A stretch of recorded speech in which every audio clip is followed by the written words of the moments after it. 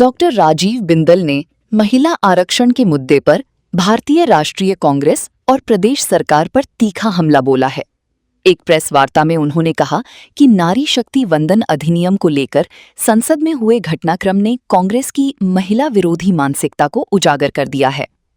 बिंदल ने आरोप लगाया कि नरेंद्र मोदी के नेतृत्व में केंद्र सरकार ने महिलाओं को सत्ता में भागीदारी देने के उद्देश्य से विशेष सत्र बुलाया, लेकिन कांग्रेस और उसके सहयोगी दलों ने इस पहल को विफल किया। उन्होंने कहा कि ये देश की 70 करोड़ बहनों के साथ विश्वासघात जैसा है। उन्होंने कांग्रेस पर पिछले कई दशकों से महिला आरक्षण को टालने का आरोप लगाते हुए कहा कि जब इसे लागू करने का अवसर आया तब भी पार्टी विरोध में खड़ी हो गई। हिमाचल के कांग्रेस नेताओं पर निशाना साधते हुए उन्होंने कहा कि उनका इस मुद्दे पर स्पष्ट रुख न लेना महिलाओं के अधिकारों के खिलाफ है। इस मुद्दे को लेकर बिंदल ने 23 अप्रैल को शिमला में जन आक्रोश पदयात्रा निकालने की घोषणा की, जिसमें बड़ी संख्या में महिलाओं की भागीदारी का दावा किया गया है। इसके अलावा उन्होंने प्रदेश सरकार पर पंचायती राज और शहरी निकाय चुनावों को प्रभावित करने के आरोप भी लगाए।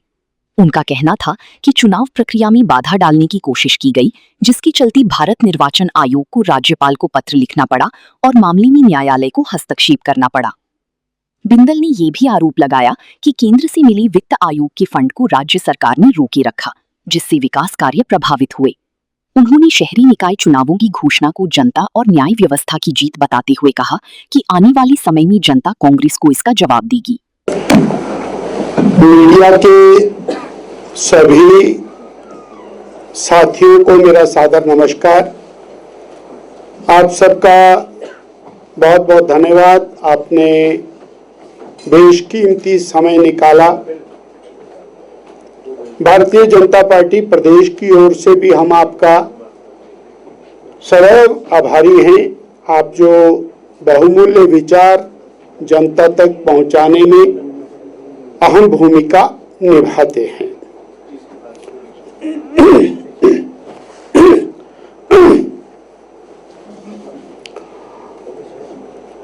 महिला शक्ति वंदन अधिनियम, जिसके अंतर्गत विशेष पार्लियामेंट का सत्र हुआ, देश के यशस्वी प्रधानमंत्री श्रद्धेय नरेंद्र मोदी जी ने वो सत्र बुलाया ताकि देश की बहनों को सत्ता में भागीदारी का हस्तांतरण किया जाए। देश की बहनों के लिए, माताओं के लिए, बेटियों के लिए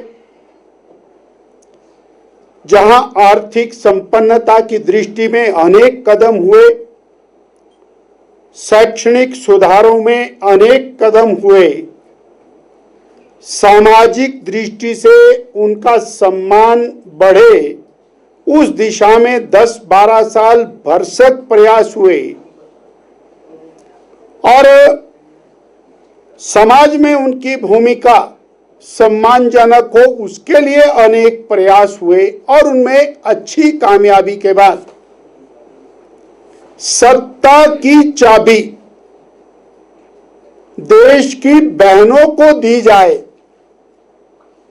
ताकि 50% आबादी के भाग्य का निर्धारण वो बहनें स्वयं कर सके। This was the crux of that special session. यानी बहनों के बारे में अनेक प्रकार के निर्णय सरकार ने लिए, परंतु वो बहनें स्वयं 50% आबादी को क्या अधिकार मिलने चाहिए, कैसे वो आगे बढ़नी चाहिए और सत्ता का नियंत्रण, सत्ता का अधिकार, सत्ता की चाबी वो बहनों के हाथ में देने का वो दिन था 16-17 अप्रैल का। परंतु कांग्रेस पार्टी ने देश की 70 करोड़ बहनों की पीठ में छुरा घोंपा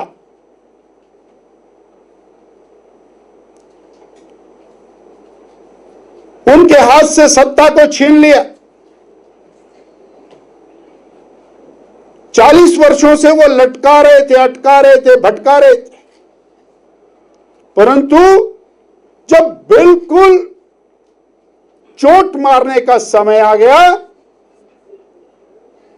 तो देश के कांग्रेस के बड़े नेता अन्य पार्टियों के साथ मिलकर महिलाओं की शक्तियों के खिलाफ खड़े हो गए, दीवार बन के खड़े हो गए, विरोध में खड़े हो गए और इस कदर खड़े हुए कि जब वो बिल गिर गया तो उन्होंने पूरे देश में खुशी मनाई कि अच्छा हुआ बहनों को राजनीतिक शक्ति नहीं मिली।